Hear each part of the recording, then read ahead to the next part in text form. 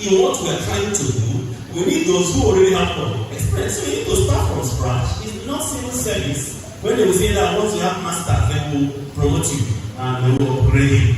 So experience can never be compared with what? Anything. So look for it. Are we following? Do not worry, the topic is still how to excel in job interview. Maybe I told you I have changed the topic a little because when I say I took that topic, it means that once you step out of here, you can start excelling, right? So that's like setting you up, right? But let's start from the beginning. Somebody says, fit, I like that. See, if everybody is experienced in the world, you have the skills in the world, but you're not a fit for that organization. Alright? There are people who are great in other things, but they are not salespeople. Maybe it's a sales organization, you want people that will use that top place, but I know, I'm very quiet. Okay, in sales, you have to talk. Right? So why you are good and all of that, you're not a fit for that particular role because the one knows that will do what? Are we following? And somebody also say values, which I love. As a matter of fact, if not that we're in a world where we are really looking for where to get a job, you cannot work in a company that do not have what? Personal values. Do you understand? The same way, I shouldn't be recruiting people if maybe you are running an organization of crooks. Why do you want to recruit a Christian who will be telling you, but you know that this thing is not good, right? And it's also the other way around. If your personal values do not align with the organizational values, there will be a struggle. I don't know where the struggle, it won't work. So the same way, I don't want to recruit people who do not. So if I'm saying that integrity is one of my core values, and you come into the interview, and from all indications, you told a lie. How can you recruited you and telling a lie? If that is actually important to me, you have failed the interview. One of my friends, I worked in one of the banks, who were secondary school friends. He told me that when he went for his, I think I can use the bank, it doesn't really exist anymore, Diamond Bank those days. He said he got into the interview and he started asking him questions, and one of them said, "Do you smoke?" He said, "Part of panic." He said, "No." And he has smoked. He has been smoked for the past 3 days. For the past 5 days, all through the university days and all of that. And then, after saying no, he said, I actually stopped. I was smoking before. And he remembered that because they delayed them, while he was waiting to be called, he was smoking at the back of the whatever. Those people, he came for an interview, you could not even wait. Right? And they now asked him, okay, when did you stop? And he told them today. Because he said he didn't know if they saw him or not. And they laughed. And it was also possible they saw him. Right? And he said he stopped today, and all of that. So values are important. Values are important, and employers are also looking for people who actually embody the values they are looking for. Are we following? We've not started talking about how to excel in an interview. But there's something I want to say. Interviewing and getting a job is not the same thing as keeping a job. Have you seen people that work for 1 week and they are sacked? I have seen many times. In my consulting days, there's a word we normally use. We say that you are pure. P-U-R-E. That's a way of insulting you. Like, don't see that you're actually a pure. Right? Then, a pure simply means previously unidentified recruitment error. And as a matter of fact, because there are people who can be experts in interviews, right? some reasons they can cram those things people cram on the internet and probably pour it out, and the person is convinced. And the job comes and the person is struggling. And for very serious organization, maybe with all respect to civil service, maybe public sector, it can hide for a while. But the people who need value immediately, how long are you going to hide? So you endure, and they will ask you to leave.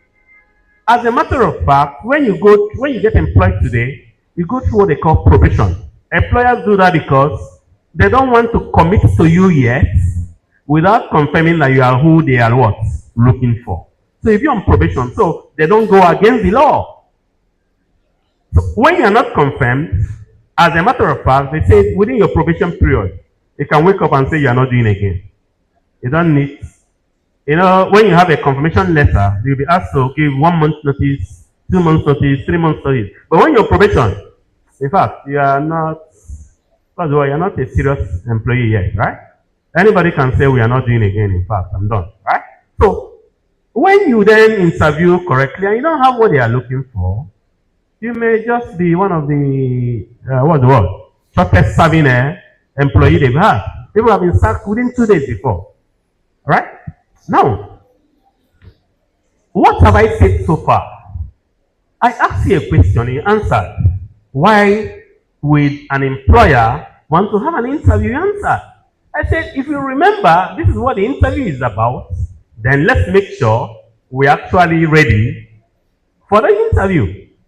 We mentioned knowledge, skills, experience, values, feats, and somebody also said personality, which is correct, right? So, am I the right person for the job? That's the first question we need to ask. Not only am I the right person for the job, if I'm not the right person now, and there's no job at all that I'm the right person, there's a problem. So what am I doing? Right? We cannot overemphasize the essence of building skills. There's something I want to say. This can be a full topic on its own. There's a problem we have, especially in today's world, where there are a lot of things. You'll be like, oh, I want to learn cybersecurity. I want to learn cloud computing. I want to learn what is this one you call? Digital marketing. I want to be online executive assistant. How possible is that? Because it actually takes a lot of time to achieve a reasonable level. I'm not talking of mastery, a reasonable level of competence where you can say, I can do this. Let me say this. I do not have any problem with building multiple skills. Okay? But there's a limit anybody can realistically go. And it makes sense to build it one at a time. You don't put all your fingers in your mouth at the same time. So if what you are building now is whatever, I've said cybersecurity many times, it may probably take you more than 5 years to actually achieve the point where you can say you are into what? Cybersecurity. Why you are doing that? Why do you want to do like 5 other things at the same time? Are we following? So, take it, tell yourself what exactly is out there that you want to sell. If you are so smart, maybe pick 2, but don't go and pick 3 at the same time. Personally, I don't want to make it about me. I've reinvented myself many times. Most of you will not know that I'm supposed to be an engineer.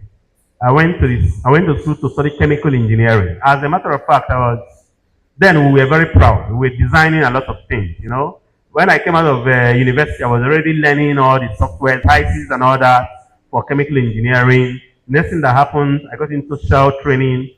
I became a petroleum engineer, Before I would make up my mind on whether it's that one, Nigeria will just confuse it sometimes, right? So that's how what am I have to even probably hire a lawyer to convince any of you that I studied engineering, right? So, I do not say that you can't do different things, but I'm basically saying take it one afterwards, the other. There's something I tell every young consultant, for those in my field, I say, because consulting takes so much from you, you have to know a lot of things, right? But I will tell them, this is the trick. Know something about everything.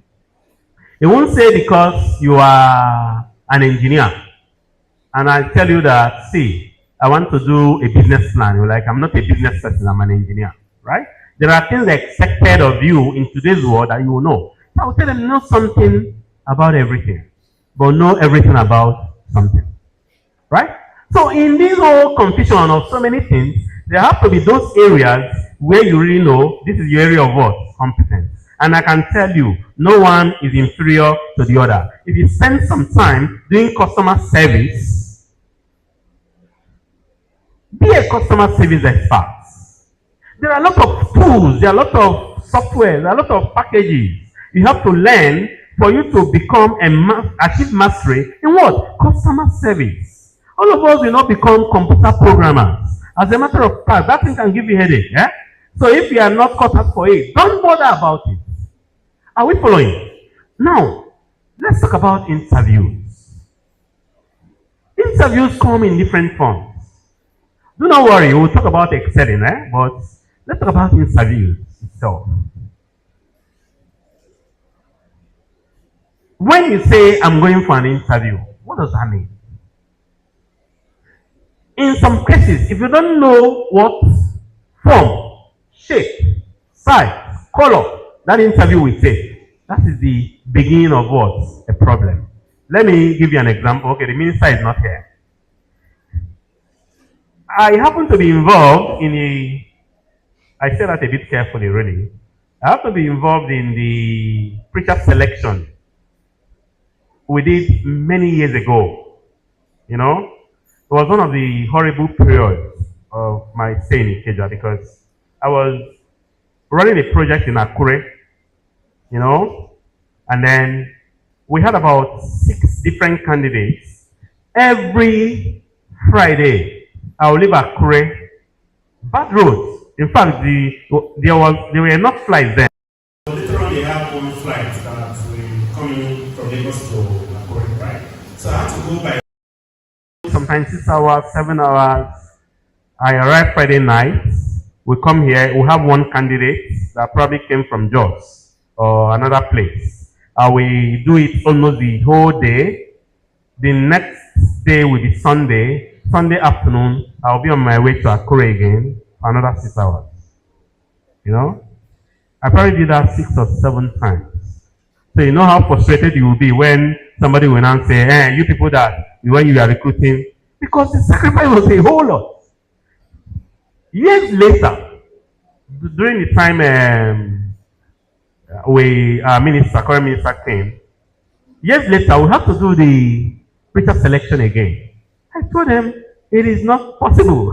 You know, that will start. Some of them were doing it for the first time. Some of them had an idea, right? But we didn't want that to be a reason for someone to be what? Disqualified. If your interview, all of you looking at me now, if your interview will be by Microsoft Teams, do you know what to do? You don't need to answer me. But I can tell you, almost all the interviews I've done in the last 3 years, I didn't see anybody face to face. You have to come online. You know, and you need to know what it means to mute because you are not speaking. You need to know what it means to click, that you are raising your hand to ask questions. And if you are going to make a presentation to me online, you need to know what it means to share your document.